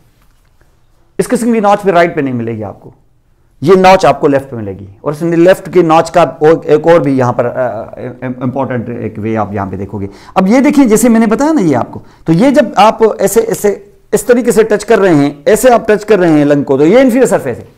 तो इंफीरियर सरफेस से जब लंग ऐसे उठाया उसका कॉस्टल वाले सरफेस पे, तो आपको यहां पर 3 ब्रोंकोपल्मोनरी सेगमेंट्स तो नजर आ रही हैं, सुपीरियर तो सब भी नजर आएगी, लेकिन इंफीरियर साइड पर आपको सिर्फ इस वक्त 2 नजर आ रही हैं, होती 4 है। आप सिर्फ जो 4 यहां पे, भाई देखिए आगे आएंगे तो आपको 2 नजर आ रही हैं, लेकिन ये टर्न करके पीछे भी तो जा रहा है ना, और ये आप ऐसे भी है, तो जो आपको आगे नजर आ रहा है, जैसे ये 8 थे तो 8 से नीचे भी तो जाएगा ना। ये चारों की चारों बेजल कहलाती हैं। इन चारों की चारों जो बेजल कहलाती हैं, उसमें से ये जो 8वीं वाली है, अभी 6 आपने की है ना, ये जो 8वीं वाली है इसको हम कहते हैं इंटीरियर बेजल। ये आपकी S8 है, इसको हम कहते हैं क्या, इंटीरियर बेजल। ये चारों ही बेजल है, ये इंटीरियर बेजल है। लेकिन इंटीरियर बेजल के साथ आप यहां पे जब जाओगे ना, तो ये इसके पीछे जो, अब यहां से देखें 8 ये 9, ये इस तरीके से जब पीछे जाएंगे तो वहां पर आपको जहां पर मिलेगी इंटीरियर बेजल के पीछे मिलेगी आपको पोस्टीरियर बेजल। अब यहां इंटीरियर साइड पे, कॉस्टल साइड पे नजर नहीं आ रही आपको, पीछे चल के देखेंगे, इस तरीके से टर्न करेंगे। सारे डायग्राम नहीं बना पा रहे थे तो हम जैसे पीछे, तो वो जो 10th है उसको हम कहते हैं S8, उसका नाम होता है पोस्टीरियर बेजल। वो कास्टर और बेजल साइड पे, डायफ्रामेटिक साइड पे भी। लेकिन ये जो आपको सामने से नजर आ रही है 9th वाली, ये लेटरल बेजल है, तो S9 इज लेटरल बेजल। तो उसके बाद क्या रहेगी, 7th रहेगी। उस 7th जो है that is called the medial bezel, क्योंकि ये जो लेटरल बेजल आप देख रहे हो, लेटरल बेजल के साथ आप मीडियल साइड पे जैसे जाएंगे ना, that should be the 7th here. 7th यहां नजर नहीं आएगी आपको, 10th भी नजर नहीं आएगी। तो 8th के अपोजिट में जो आपको नजर आई थी वो थी this will it is anterior bezel, और जहां 8 के साइड पे, यहां पे इस तरीके से पोस्टीरियर साइड पे आपको नजर आएगी, वहां पर जिसको हम कहते हैं यहां पर द पोस्टीरियर बेजल, वो 10 कहलाएगी। क्योंकि आप यहां से जा रहे हो ना जी 8, 9, बल्कि आप थोड़ा इसको इस लोग को थोड़ा उठाओगे ना, अंदर फिशर में ऐसे हाथ डालोगे तो 7th यहां से, तो 7, 8, 9 और फिर पीछे जाओ तो 10। तो 7th जो यहां पर आपने देखी थी वो मीडियल बेजल, ये लेटरल बेजल थी, और उसके बाद इस तरीके से आप जाएंगे तो मीडियल बेजल। ठीक है, ये 4 इस तरीके से यहां पर आपको मिलती है। तो ये 5 टोटल मिला के 6 मिलाए, तो इसका मतलब इंफीरियर लोब में 5 होती है, तो टोटल मिलाए तो ब्रांकोपुलर सेगमेंट 10 हो गई। ऐसा ही जब आप लेफ्ट पे आओगे तो नाम तकरीबन सेम है, लेकिन यहां मसला यह है कि ये जो आपका फिशर नहीं बना हुआ यहां पर, तो ये सुपीरियर लोब के अंदर ही आपको 4 और 5 मिल जाता है। इस 4 और 5 में ये अपाइकल है, फिर यहां पे जैसे 3 बताया, ये this will be actually the anterior, और ये पोस्टीरियर, ये सुपीरियर और ये इंफीरियर। ये सब किसके, सुपीरियर लोब के। यहां का मिडिल लोब कहां है, अगर मैं कहूं अगर कि इसका मिडिल लोब इसके, यानी इसका मिडिल लोब इसके कौन से वाले ब्रोंकोपल्मोनरी सेगमेंट का करस्पॉन्डिंग है, तो 4, 5। लेकिन यहां 4, 5 मिडिल का है, वहां 4, 5 सुपीरियर का है। और ये जो सुपीरियर वाला है, ये वो जगह है जिस जगह पर ये कर्व बनी हुई है, कौन सी, कार्डियक नाच। और इस कार्डियक नाच की वजह से ये आपको जो 5वां वाला जो नजर आ रहा है, बल्कि इस पूरे के पूरे को, इस पूरे को हम कहते हैं यहां पर लिंग्यूला, टंग लाइक प्रोजेक्शन, जैसे टंग लाइक लोब है। लोब नहीं है ये सेपरेट, ये सुपीरियर का ही नीचे वाला ऐसा है जिसका 4, 5 ब्रोंकोपल्मोनरी सेगमेंट है, S4, S5, लेकिन इसको हम कहते हैं लिंग्यूला। तो लिंग्यूला अगर आपसे कोई पूछे भाई लिंग्यूला राइट लोब के किस चीज के इक्विवेलेंट है, मिडिल लोब के, लेकिन यहां वो मिडिल के तौर पे सेपरेट नहीं है क्योंकि फिशर नहीं है इसका, बाकी लगभग वो सेम है वहां पर। इनको ब्रोंकोपल्मोनरी सेगमेंट्स कहते हैं। एयर आप अपने अपने ब्रोंकियोल्स तक पहुंचा चुके हो, और जितनी ब्रोंकोपल्मोनरी सेगमेंट्स आपने देखी, ये सिर्फ ब्रोंकोपल्मोनरी सेगमेंट्स नहीं, इन्हीं को देखते देखते आपकी आर्टरियां भी डिवाइड हो रही हैं। क्या आर्टरियां डिवाइड हो रही हैं, कि आर्टरियां ही होंगी, ऐसा मामला नहीं है। आगे चल के ये 3 दफा तो आपको दिखाया है मैंने, टर्मिनल टर्शरी तक तो दिखाया है, टर्शरी के बाद ये तकरीबन कुछ 14 से 15 टाइम्स और भी डिवाइड होगा। यानी यूं समझ लो स्टेम, फिर इसकी 2 ब्रांचेस, फिर उनसे और उसके बाद कोई 15-16 दफा और डिवाइड। अब हर एक को तो नहीं बैठ के करेंगे।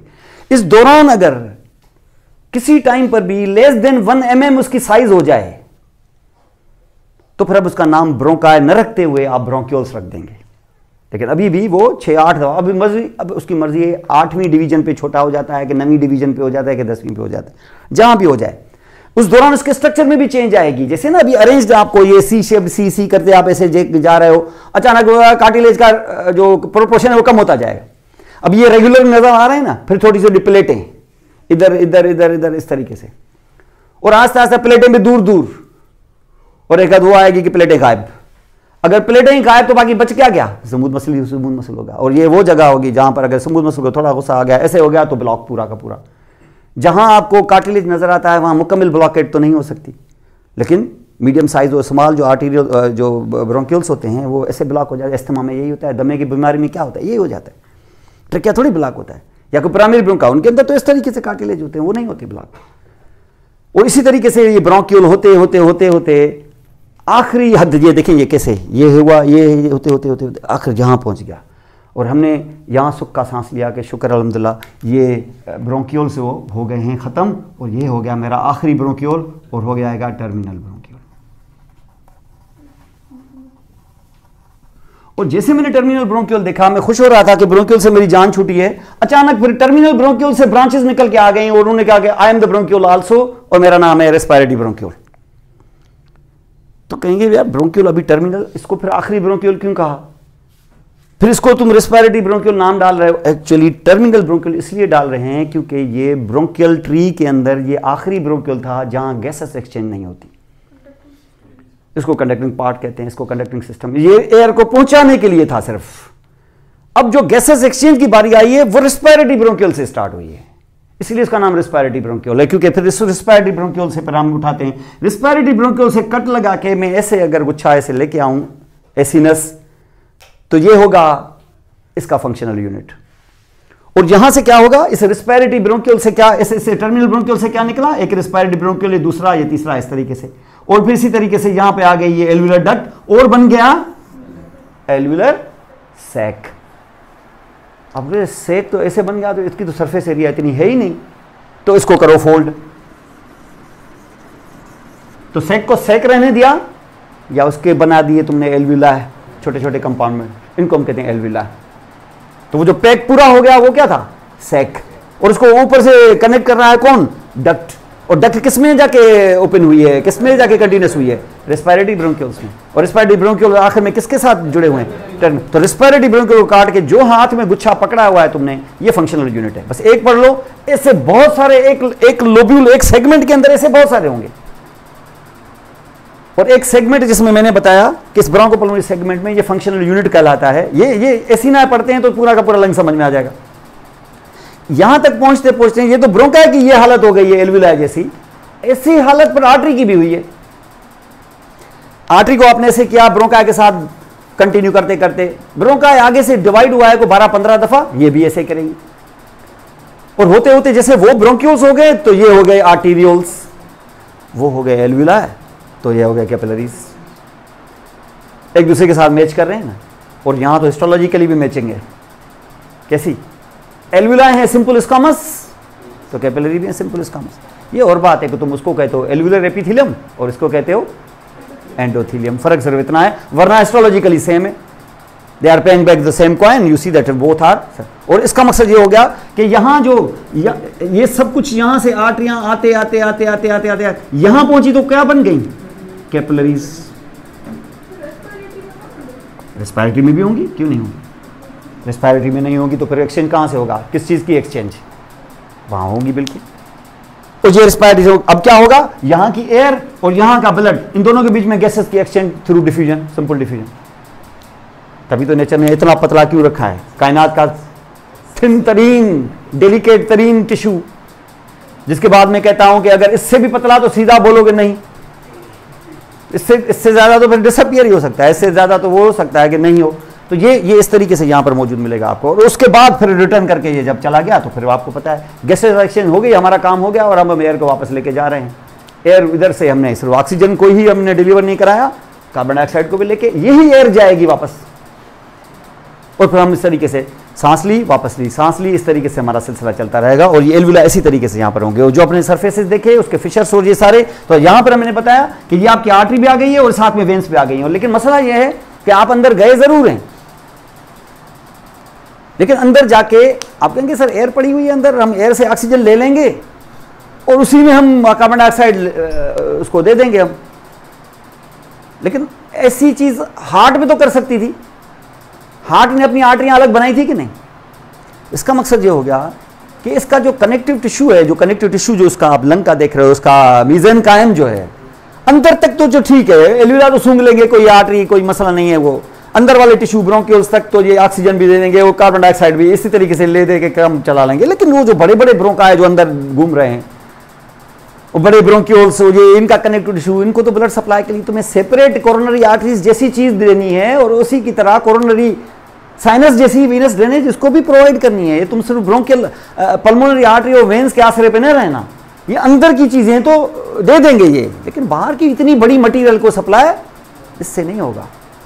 माने इसका मकसद कि हाइलम में तुम सिर्फ पल्मोनरी आर्टरियां और पल्मोनरी वेनें ही नहीं इंटर करवानी है, ब्रोंकियल आर्टरीज और ब्रोंकियल वेन्स भी इंटर करवानी है। और साथ में इसके लिम्फेटिक्स भी देखने हैं और साथ में इसकी नर्व सप्लाई भी देखनी है। ये करेंगे इंशाल्लाह कल।